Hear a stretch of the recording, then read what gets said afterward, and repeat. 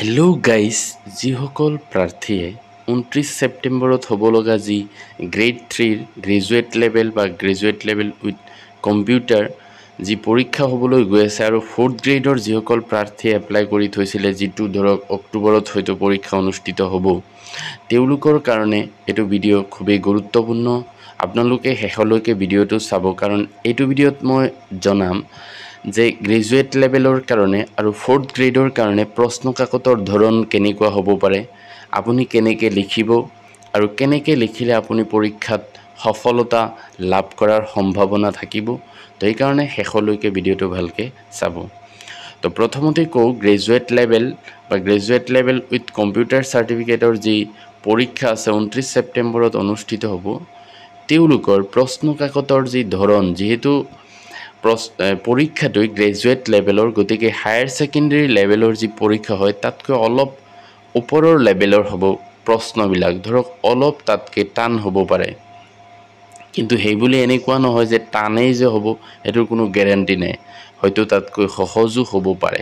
গতিকে আপোনাৰ প্ৰিপেয়াৰেশ্যনটো অলপ বেছিকৈ কৰিব, ভালকৈ কৰিব, যাতে সৰু সুৰা কথাৰ লগতে কিছুমান যি জটিল কথা আছে, ধৰক গণিতৰ ক্ষেত্ৰতে হওক বা ইংৰাজীৰ ক্ষেত্ৰতে হওক বা জেনেৰেল নলেজ, আৰু অসমৰ যিবিলাক কম্পিটিটিভ এক্সাম হয় তাতে জেনেৰেল নলেজ বুলি ক'লে তাৰ কোনো ধৰণৰ স্পেচিফিক চিলেবাছ নাথাকে, হয়তো বেলেগ ধৰণৰ প্ৰশ্ন আহি যায় যি চিলেবাছত কোৱা হৈছে। তো সেইকাৰণে আপুনি অলপ ভালকৈ প্ৰিপেয়াৰেশ্যন কৰিব লাগিব, যাতে সকলো কথা আপুনি জানে।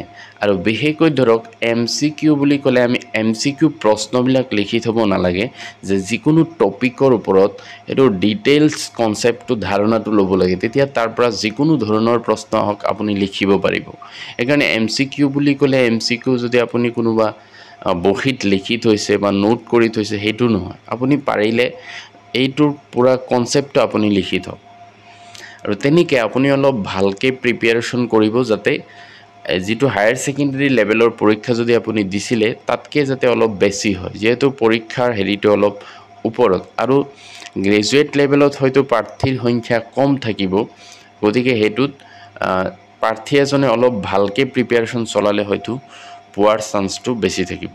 এতিয়া যিসকল গ্ৰেড 4ৰ কাৰণে এপ্লাই কৰি থৈছে, তেওঁলোকৰ আচলতে যি প্ৰশ্নৰ ধৰণ সেইটো অলপ তলৰ লেভেলৰ হ'ব হায়াৰ ছেকেণ্ডেৰীতকৈও, কাৰণ তেওঁলোক যিহেতু কিছুমান আছে ক্লাছ 8 পাছ বা মেট্ৰিক পাছ, গতিকে তেওঁলোকৰ প্ৰশ্নৰ ধৰণটো সদায় 8ৰ তলৰ লেভেলৰ বা 8লৈকে হ'ব। 8লৈকে বুলি ক'লে সাধাৰণতে ইণ্টাৰেষ্ট অংকৰ কথা কৈছোঁ, ইণ্টাৰেষ্টৰ অংক বা তেনেকুৱা বিভাজ্যতাৰ অংক, এনেকুৱা সহজ ধৰণৰ প্ৰশ্ন আহিব পাৰে, বা ইংৰাজীৰ ক্ষেত্ৰতো যি সহজ গ্ৰামাৰ আছে তেনেকুৱা ধৰণৰ প্ৰশ্ন আহিব পাৰে। গতিকে আপুনি যদি সেইবিলাক জানে তেতিয়াহ'লে ভাল কথা, অলপ ওপৰৰ লেভেললৈকেও যাব, যাতে অলপ টান প্ৰশ্ন আহিলেও আপুনি তাৰ চলুশ্যন কৰিব পাৰে। আৰু ইংৰাজীৰ ক্ষেত্ৰতে এনেকুৱা সৰু সুৰা যিমান কথা আছে আপুনি ভালকৈ শিকি ল'ব, আৰু জেনেৰেল নলেজ বা অসমৰ বিষয়ে যি থাকে তাতো অলপ ভালকৈ আপুনি ধাৰণাটো লৈ ল'ব, যাতে যিকোনো ধৰণৰ প্ৰশ্ন আহে আপুনি লিখিব পাৰে। আৰু গ্ৰেড 4ৰ ক্ষেত্ৰত আচলতে অলপ ভালকৈ প্ৰিপেয়াৰেশ্যন কৰিলে তাতো পোৱাৰ চান্সটো বেছি, কাৰণ তাতো কেণ্ডিডেটৰ সংখ্যা কম। আচলতে এনেকুৱা কম্পিটিটিভ এক্সামত এনেকুৱা ভাবিব নালাগে যে বহুত প্ৰাৰ্থীয়ে যিহেতু পৰীক্ষা দিব, গতিকে মই পাম নেকি, ইমান কম সংখ্যক পদ, সেইটো মানসিকতা আপোনাৰ মনলৈ নানিব। সদায় পজিটিভ হৈ থাকিব যে মই পাম আৰু মই পৰীক্ষাটোত উত্তীৰ্ণ হ'ম বা মই এটা পদ ল'বলৈ মই সক্ষম হ'ম, সেইটো ভাবি পেলাই আপুনি নিজকে প্ৰিপেয়াৰ কৰিব, তেতিয়া সহজে আপুনি সেইটো পৰীক্ষাত সফলতা লাভ কৰিব পাৰিব। তো ঠিক তেনেকুৱাকৈ মই যেনেকৈ কৈছোঁ আপোনালোকে নিজকে প্ৰিপেয়াৰ কৰক। আচলতে ধাৰণাবিলাক ল'ব যে MCQ বুলি ক'লে যে প্ৰশ্ন লৈছে আনচাৰবিলাক দি আছে, তেনেকুৱাকৈ প্ৰিপেয়াৰেশ্যন নকৰিব, কাৰণ আপুনি ধাৰণাটো ল'লে তেতিয়া আপুনি তাৰ পৰা যি প্ৰশ্ন আহক পৰীক্ষাত লিখিব পাৰিব। আৰু পৰীক্ষাত বিশেষকৈ আপুনি সময়ৰ প্ৰতি লক্ষ্য ৰাখি পেলাই যাতে যিমান সময় থাকে, যেহেতু 3 ঘণ্টা বুলি ক'লে 180 মিনিট আৰু 150টা প্ৰশ্ন হ'লে আপুনি 1 মিনিটতকৈ অলপ বেছি সময় পাব। গতিকে 1 মিনিটত যাতে আপোনাৰ প্ৰশ্নৰ উত্তৰটো আপুনি শেষ কৰিব পাৰে সেইটোৰ চিন্তা পৰীক্ষা হলত বহি পেলাই কৰিব।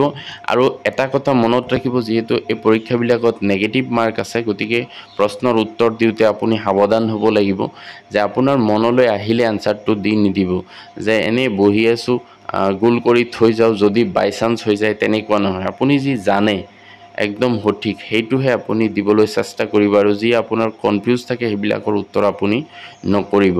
তো এনেকুৱাকৈ প্ৰিপেয়াৰেশ্যন কৰক, নিশ্চয় আপুনি সফল হ'ব। ভিডিঅ'টো ভাল লাগিলে লাইক এটা কৰি দিব আৰু মোৰ চেনেলটো ছাবস্ক্ৰাইব কৰি থ'ব এনেকুৱা ইনফৰমেশ্যন আগলৈ পাই থাকিবলৈ। Thank U.